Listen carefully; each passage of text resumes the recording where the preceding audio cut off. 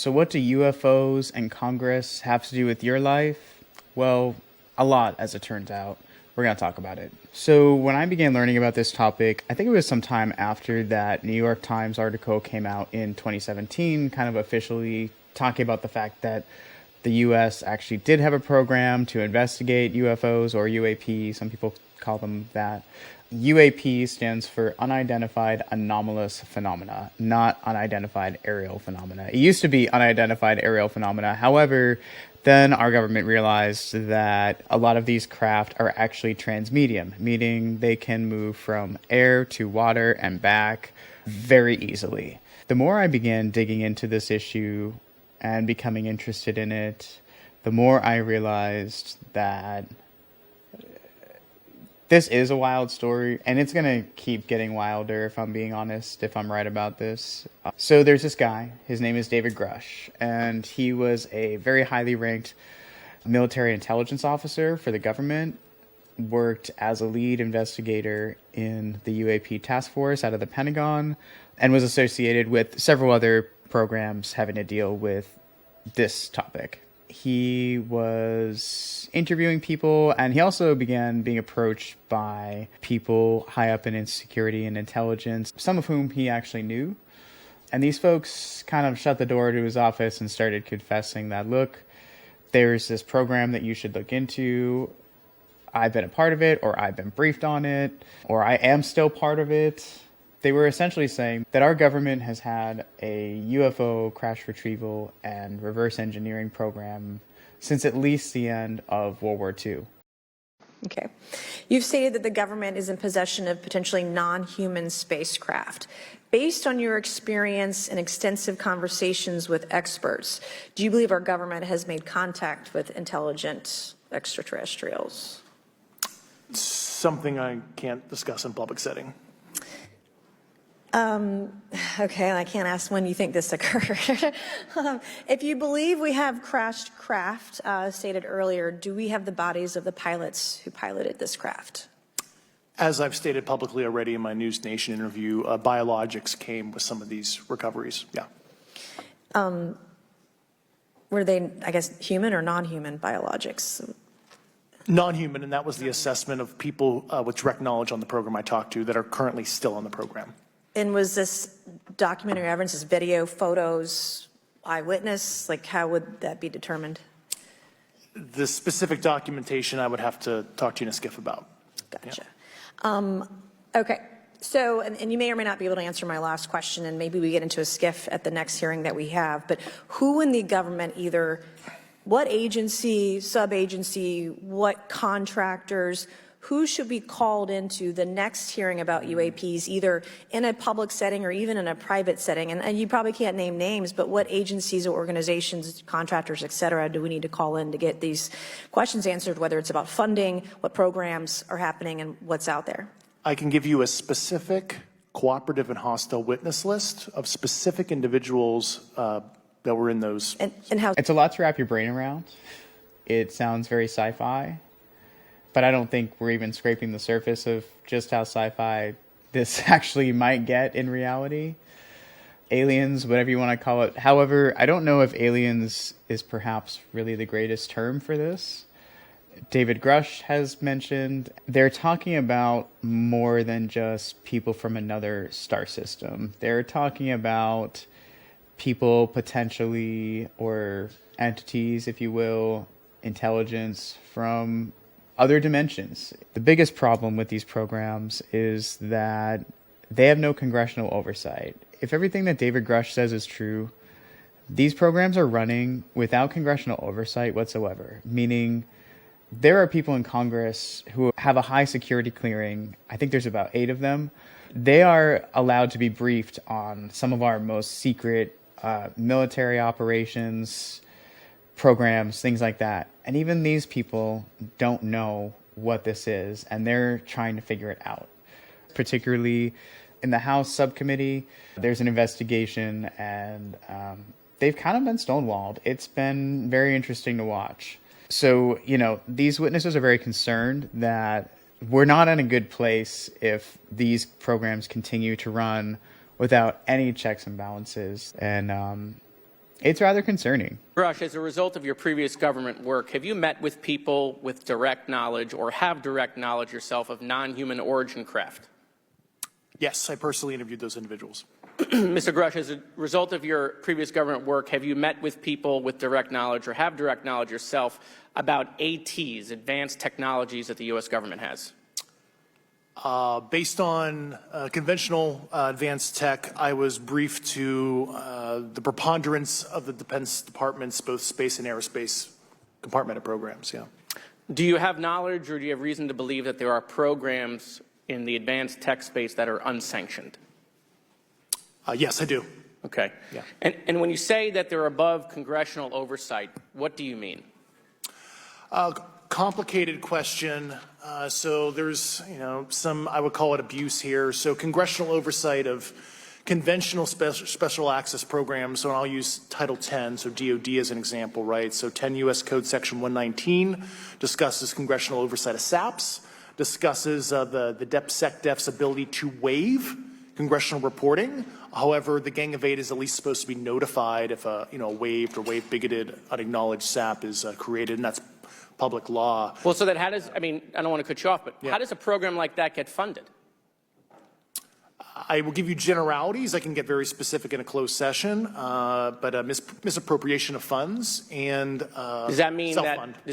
that there is money in the budget that is said to go to a program, but it doesn't, and it goes to something else? Yes, I have specific knowledge of that. Yep. Do you think U.S. corporations are overcharging for certain tech they're selling to the U.S. government, and that additional money is going to programs? Correct, through something called IRAD. Okay. And I realize that this sounds like something that someone wearing a tinfoil hat would say, and I totally understand that feeling. But I do want you to wrap your head around the fact that this very likely is not at all BS, and that a lot of this is true, if not all of it. It's looking more and more likely every day that that's the case. For someone to lie under these circumstances, it actually carries a prison sentence. And so if David Grusch is found to be lying in any way, he could face prison time. It's quite serious. But more importantly, it's not just the prison time. This guy did 2 or more tours in the Middle East. He came back and worked his way up the intelligence chain. He's a very hard worker. This is a very decorated military and intelligence career. It's really difficult to come forward against people who are very powerful in our government, but it's important for people like him to come forward, and for people hearing what he has to say who know about these programs, have been afraid to come forward. It might help them gain the courage to just say, screw it, I'm going to tell everyone what's going on. What about you? What was your experience after you came forward? Well, it's only been about 2 months or so I guess my experience has been overwhelming support from former colleagues of mine that have privately messaged me, and I do appreciate that. But I do have knowledge of active planned reprisal activity against myself and other colleagues, and it's very, very upsetting to me. Coming from where? Certain senior leadership at previous agencies I was associated with. And that's all I'll say publicly, but I can provide more details in a closed environment. Okay. Well, I hope you understand that there would be bipartisan rejection of any attempt to vilify, demonize, or engage in other reprisals against our witnesses and people who are telling the truth from their perspective. Yeah, there were certain colleagues of mine that were brutally administratively attacked, and it actually makes me very upset as a leader to see that happen to other coworkers and actually superiors of mine over the last 3 years. How do you account for that response? That seems like a bizarre response. I call it administrative terrorism. That's their quiver, their tool in the toolbox to silence people, especially, the career government service cares about their career, cares about their clearance, their reputation to climb the ladder. And when you threaten that career path, a lot of people back off. But I'm here to represent those people. So we have to try to be respectful of that and remember that, someone's potentially throwing out their military career to do what he thinks is the right thing. And he feels, and many of the people that he interviewed feel, that the American public deserves to know this, that the general public of, our planet deserves to know about this. So let's get into it. I want to talk more about why I think this matters, not only as a human being, but as a life coach. First of all, I'll get to the juiciest parts last, I guess, about non-human intelligence and all that. But I think the biggest concern here is a need for government transparency. And this video is not intended to be political. I don't think this issue has a political party. This is about what on earth our government, or some severed off portions of our government, are doing with our money, and without any oversight from anyone in any official capacity. The Pentagon has failed, I think, for the 6th year in a row to pass an audit to the tune of almost a couple $1 trillion. It's a lot of money that is unaccounted for and has been unaccounted for. And I don't think anything's actually been done about it to date. I don't know if that relates directly to this, but I would be surprised if it had nothing to do with this. For our government to be spending money on something that no one seems to know about outside of the people running these programs, not the president, not chiefs of staff, not the ranking members of Congress who have the clearance to hear about these things. If none of them know who's running it? I mean, that's the basic question, right? And, this is a very, very powerful technology that we're talking about, or technologies, perhaps not one source, but several sources, same premise, maybe different sources or different methods of doing more or less some of the same things. Not only could it be used for weapons application, but it's also something that could completely transform our life on planet Earth and our future and our trajectory as a species. If you don't know much about UFOs or UAP, whatever term you want to use, they often observe several characteristics that seem to kind of be a common thread. One, they can hover in place, and they have what's called positive lift, or an anti-gravity type of effect where they repel the ground, they just lift. They can also accelerate and decelerate at an extremely fast rate, turn on a dime at speeds that we couldn't turn a jet at. We would just, the person inside would pass out or die. I mean, that's how fast and how much theoretical G-forces we would be talking about. Not only that, but these craft are often oddly shaped. There's no wings, there's no propellers, there's no sign of thrust, or there's no sign of combustible engine at all. There's no sound, there's no vapor trail, and often these craft can elude some of the methods that we would use to track such an object at a military base, for example.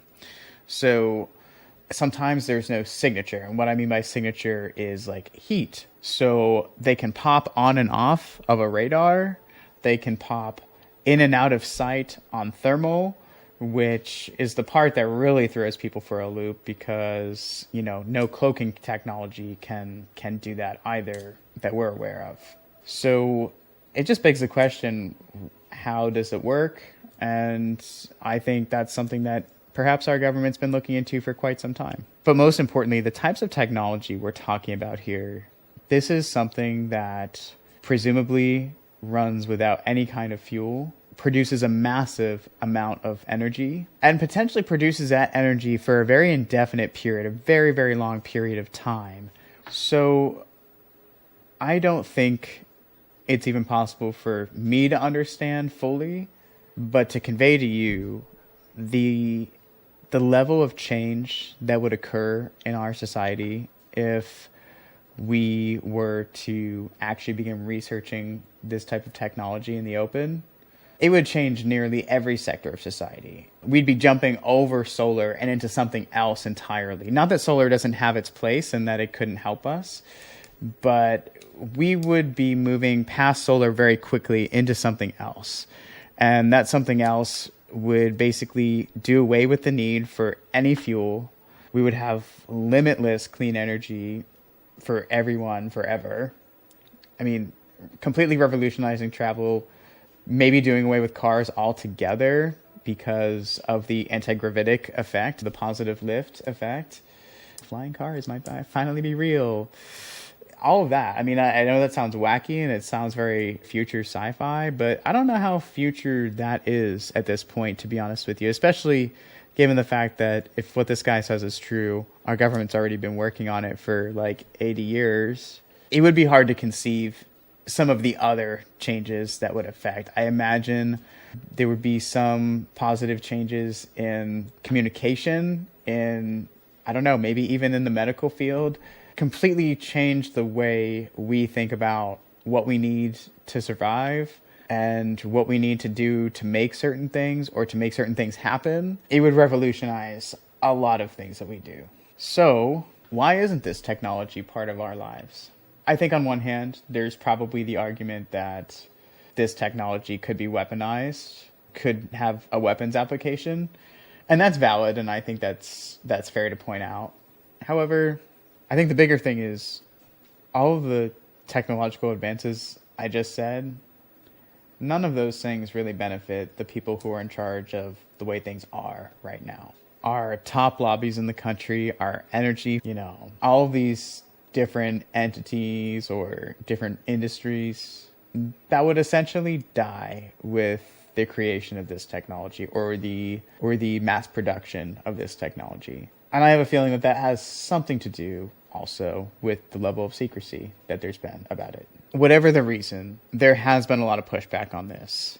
Congress has had a lot of trouble getting access to Mr. Grusch in a classified setting. So during his public testimony, there were several topics that were brought up that because they were currently under investigation or they involve classified information that he can't tell the public exactly, he did express the want to meet with these folks in a SCIF, which is I forget the name of it all the time, sensitive compartmented information facility. It is basically a room that's designed to be completely secure so that things like our national secrets can be shared with ranking members of Congress without the fear of these things being leaked somehow. On the day of his congressional hearing in July, the House members were actually denied access to Mr. Grusch in a SCIF in one of these secure facilities by the intelligence community.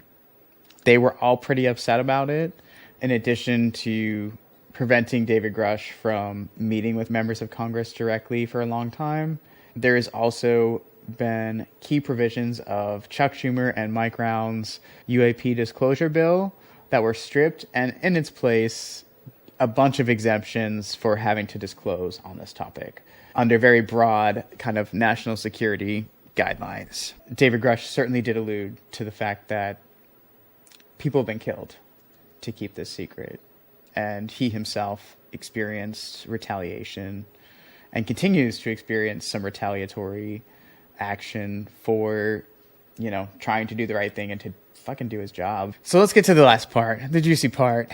Non-human intelligence, aliens, life forms from elsewhere, if you will. We've been kind of conditioned to believe that either if someone comes forward with this, they're full of it, or that other life forms' place in our society is in the media. It's on television, it's in a movie, whatever. But I think we're probably about to find out that that's not entirely true. The focus in these hearings on non-human intelligence of non-human dead pilots. So David Grusch, he doesn't like to use the term aliens. He likes to use the term like interdimensional, extra-dimensional being or entity from another dimension.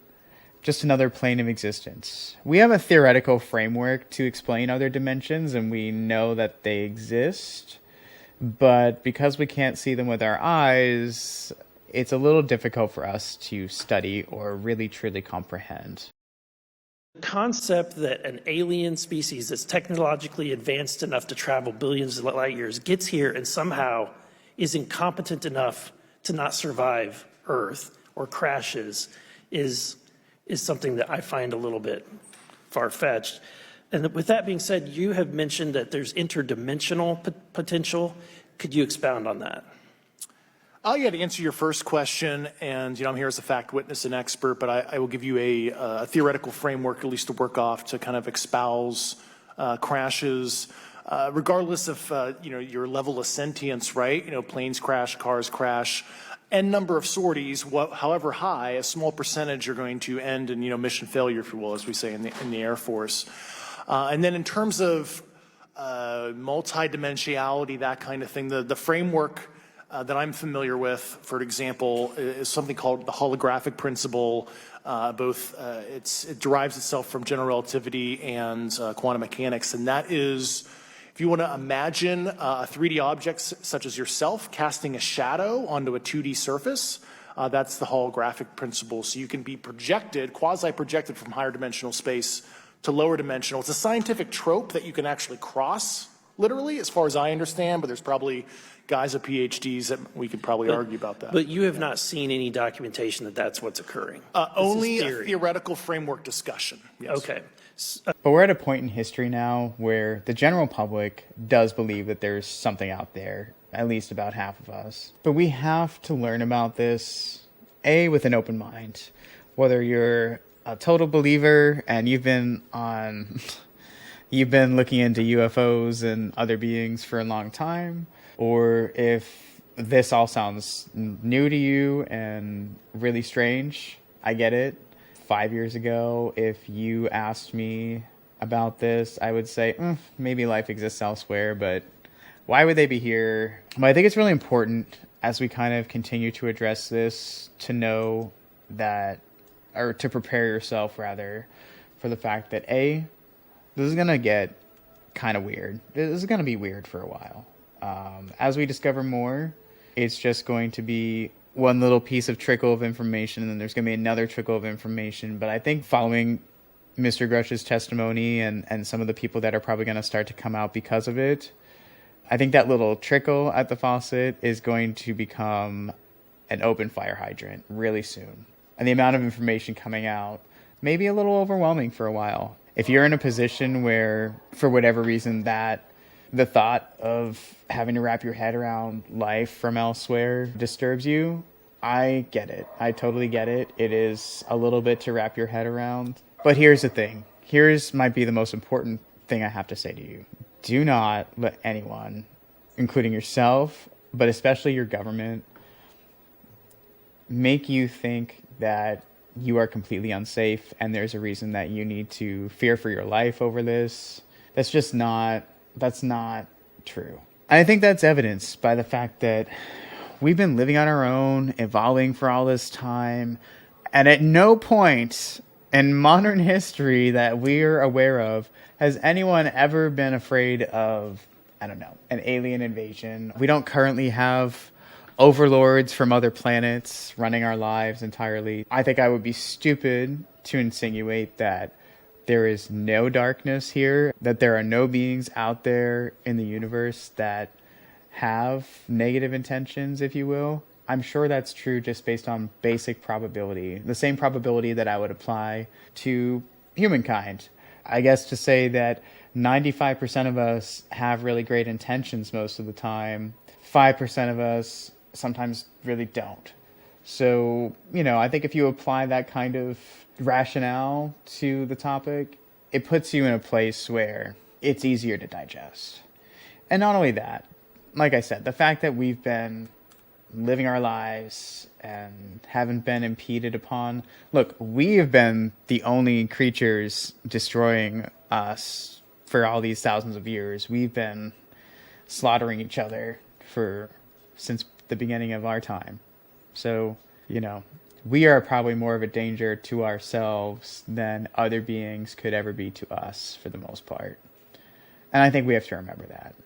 That's probably one of the most important lessons we have to learn in order to kind of move forward as a species and maybe move toward more space travel and things like that in our future as things about this continue to unfold and as our technology increases. But that will take change.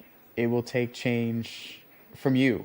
You will have to change the way you think about this. You'll have to begin thinking about it if you haven't been thinking about it. And I think really to get through this and actually get a good result after all these investigations that are beginning to happen, the public really has to push for it. I think Congress is up against it right now. I think there's a lot of pushback from the intelligence community.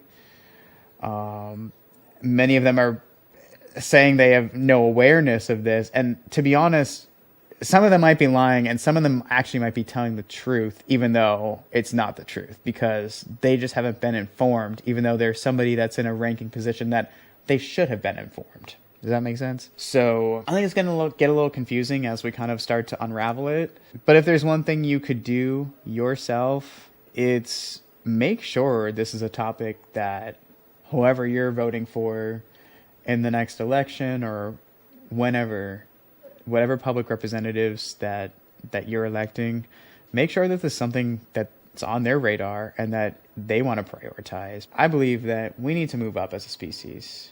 We need to be thinking a little bit bigger about our problems and coming up with innovative solutions for them. I think a lot of that's already happening, but this technology being released, this would be the thing that propels us past a lot of our problems and might actually help us remediate some of the damage that has been done to the planet. So all that to say, this topic is a lot to wrap your head around. I'd ask you to keep an open mind about it as more and more people begin to come forward. It will be uncomfortable, and we're probably going to have to acknowledge some pretty difficult things about the way our government has handled this. But for it to be swept under the rug as another, national security type of exemption, that's not going to help us move forward. And it's actually going to keep us from advancing technologically for maybe even another half a century or more. So no matter how you feel about the topic, be open-minded. I think we'll get a lot further as a species and on this topic if we approach it with interest and intellect rather than fear and avoidance. Whatever the wild ride is, I'm here for it, and you're going to be here for it too. So however it shakes out, it's definitely not going to be boring. I promise you that. So thanks for tuning into this TED Talk. I probably am going to do a whole mini-series on this because I think it's a topic that deserves it. I think it's going to be important to our lives, our jobs coming forward. If you have a kid right now, guaranteed they're going to grow up in a world where our view of our place in the cosmos is completely different, and their jobs are probably going to be completely different than ours are right now. This is going to be a big change, and we can talk about the history of it, the inner workings of how this technology might work and how it might change things. Whatever it is, write it in the comments. I'll do a video on it. But yeah, keep exploring, keep learning about this, and see you on the next one. Happy whatever day it is.